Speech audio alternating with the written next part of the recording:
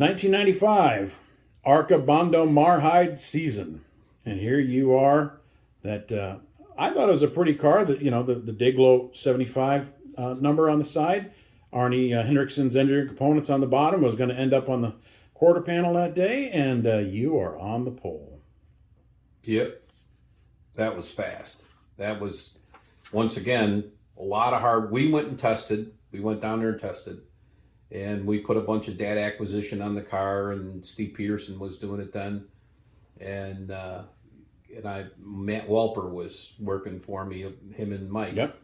And we went down there for the test, and we were probably the first guys, once again, to fool around with pull down shocks and the soft springs and stuff like that. So we went down to the test. And I drug everything. I think I drug everything but the carburetor on that car. And we came back after the test. We were fast at the test. And I told the guys, I said, listen, we can be faster. I said, but this is what we got to do.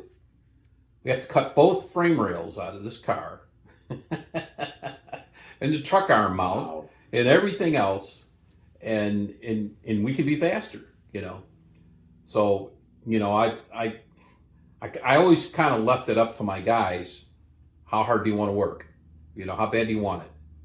Yeah. And so Mike and I and Matt, we put this car on the plate, and we took torches and sawzalls, and I basically cut the whole bottom of the car off between the tires. Wow. And we raised it up 3 and 4 inches. It was crazy what we did. Nothing unsafe. Whether people want to, think, you're going to Daytona, you got to make it right. So we cut the frame rails out of the car, and we raised the motor up, and we raised everything we could, because we were getting crazy travel out of this thing. So we come back, we practice. I think I only might have made 4 or 5 laps in practice, and what I did was, they would time me on the back straightaway. We would pick the line on the back straightaway, and that's where they would time me. And then I would cross the start-finish line, and I would be out of the throttle. So nobody really knew how fast we were in practice. So they wouldn't get up there and complain. We had people just... It's all right to sandbag. Yeah, they'd complain for everything, especially for me. So anyway, I didn't really want to show my hand until, it was time. So we went out and we qualified, and I believe, if I remember right, we were 4 miles or 4.5 miles faster than the Cup guys. Well, naturally, then you get the invitation to go up and talk to Mr. France. What are you doing? Ain't showing up my boys. Yeah, exactly. So, but then, we got, the car was really fast. It was slick, and the quarter panels were down. But let me tell you something, it was a handful to drive. Once again, I got a car that's fast by itself, but you get it around somebody, and it was a handful. So I pancaked the side because somebody had dumped water in the racetrack. Me and Joe Ruttman were drafting together because he started behind me. And so anyway, I got in the water and I smacked the wall a little bit. So it took us like the next 2 days, basically, fixing the car and getting it back to where it needed to be. Well, when the race started, Purvis, and Jeff was a good racer. And I probably would have done the same thing. Jeff noticed that if he really got on my bumper, Bob had a handful, So he kind of hung out there for a while, and then finally I just had to let him go, And I don't even remember where I finished. I think they even mentioned that on TV that. Yeah, he could, and I probably would have done the same thing. And he passed me, and I forget, I don't even know where I finished, to tell you the truth, but we went to Talladega, and with that car, And the same thing, I was going to run over 200 miles an hour. And I think we wound up 199 or something like that. Once again, I get the Another invitation visit. to go see Mr. France there, and he was upset. And the thing about it was that when we qualified at Talladega with that car, it was only on like 7 cylinders. Is that right? Because in the last practice, it the motor wasn't as sharp as it was earlier.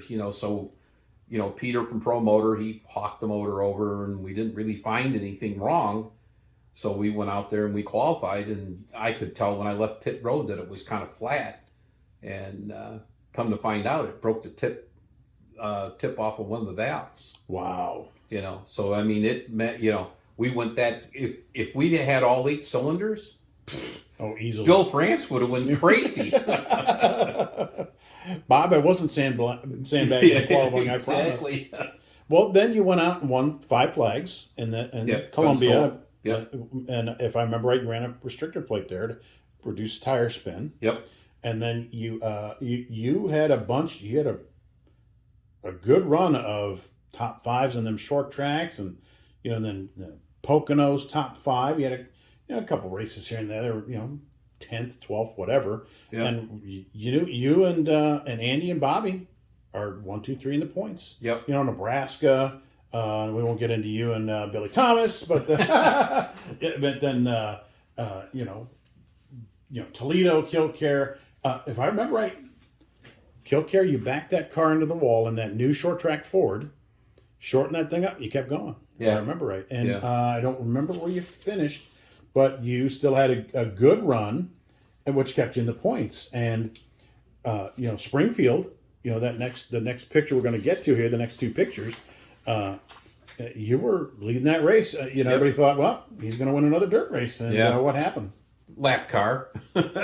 Lap car got me, No, I mean, we were, once again, well, you can see the smoke off the next one there.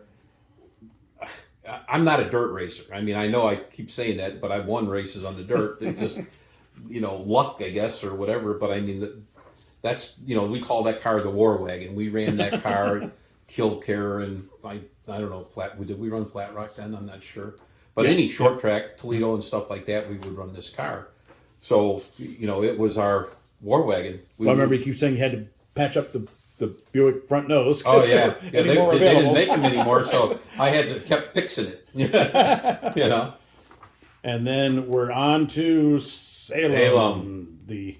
The infamous wreck there at Salem. Now, I don't care how you talk about it. This is your interview. You can say what you want. Well, I never raced for points. And then, we had them good runs at Daytona and stuff like that. So, we won some races at Poconos and stuff like that. So, Arne talking to me and stuff. And Mike, we should run for points and this, that, and the other thing. I'm like, well, when you race for points, it's a whole different mindset on how you race, got to be more conservative, compared to racing to win and stuff like that. So we go to Salem.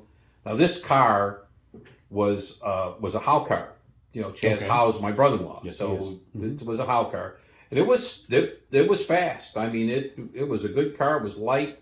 We probably didn't give it a whole lot of opportunities to really show how good it was, because when we ran it a handful of races before I decided to try to knock the wall down at Salem. But we're leading the race and we're coming up the lap, Hillenburg there. I think I've already lapped him once or twice already, and here he is blocking me, and I'm like, what's the deal here, So I got up behind him going down the front straightaway, and I pushed him down the straightaway, figuring that, you get it? Get the message, yeah. Yeah, get out of the way, Well, and I backed off him. I wasn't trying to wreck him. I was just trying to get by. Well, we go down into 1 and 2, and we come off with 2, and the next thing I know, he right rears me and sends me in the defense. Well, I'm not the most mild-mannered, tempered guy in the world. I remember you nose to nose with the local police. Yeah. As you're at Andy's car. You didn't raise your hands at Andy's car, but, you raised your voice. So we came down pit road. I told Mike, I says, put 4 tires in this car. I don't care how bad it's wrecked. And he wasn't happy with that. But I told him, if you don't put tires on the car, I'll do it myself. I have one thing in. If I can't finish this race, neither is he.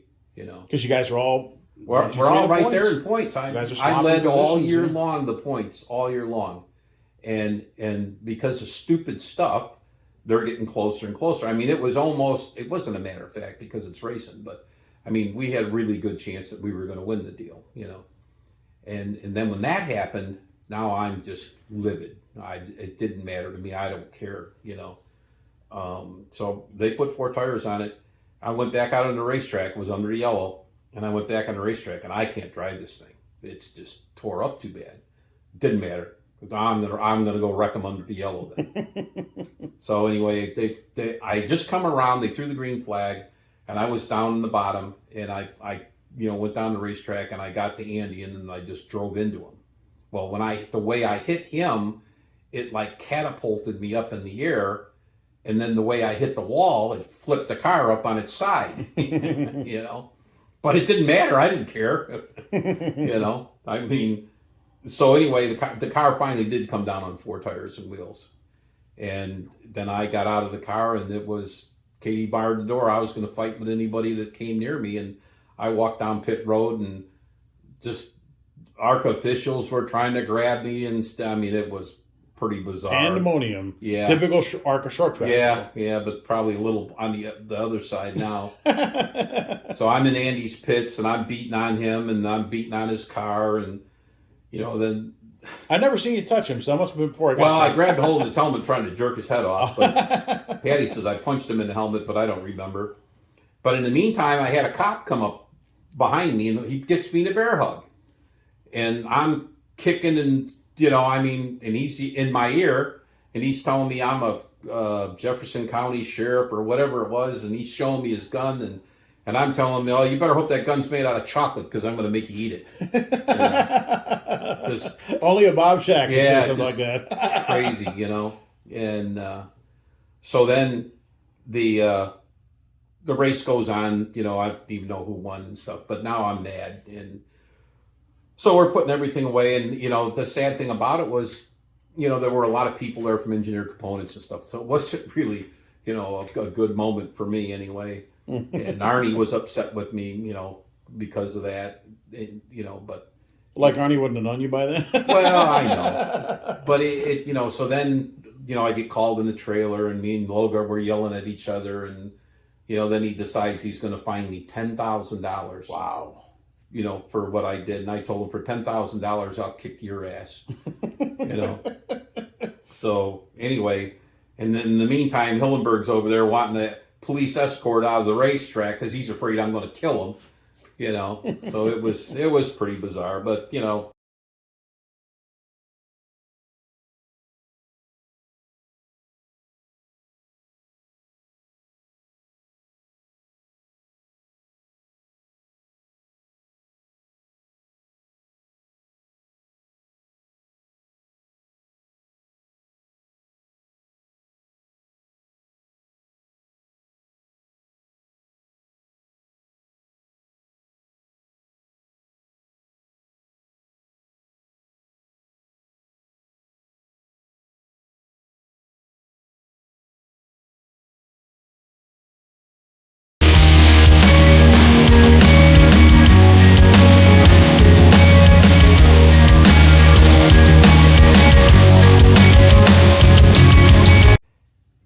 between the fine and then they parked me after that, so I didn't get to run the last race, if I remember right. Well, Ultimate Racing History shows you finished top 10 at Winchester in the Buick. Okay. And then it shows you the next... Wasn't Talladega the last race or something? No, sir. It was Atlanta at the time. Oh, okay. And the next set of photos we got here, you're at Atlanta. And if I remember right, you're still in the hunt in the Taco Bell car. Oh, yeah. Okay, now I remember. Yeah, okay. I remember now. 1, 2, 3, you and Bowsher and you still mathematically in it. Still, and then I don't know what happened here with the hood up here. I know you had Taco Bell on the car, but you had some kind of mechanical deal here. Yeah, I don't remember. For pretty much a whole race, if I remember right. Yeah, we struggled because this was a brand new car. Oh, it says you finished 10th here. I'm sorry. Well, yeah, but still. this was a brand new car. Okay. And we were actually working on Taco Bell. This was actually a cup car that we were gonna run cup with, and we were trying to get Taco Bell to go with us, and At the time, yeah, Shaquille O'Neal and Bob Schacht, Shaq and Shaq. yeah, That would have been a good one. yeah. And we really had them really, really close. I mean, that's why we painted up the car. We actually went to Daytona with the car and stuff like that. And pretty car. And then at the last minute, somebody else steps in and steals our deal. Imagine that. Yeah, bigger name on the other end. But yeah, that was '95. I mean, it was that. I mean, I wish I'd have won the points. I mean, it's the championships. Everybody wants to be a champion. I get it, but it. And we tried hard to win it, but after that, I didn't want to race for points anymore. It just ain't my kind of racing. But like before, Yeah. you just race to win. Yep.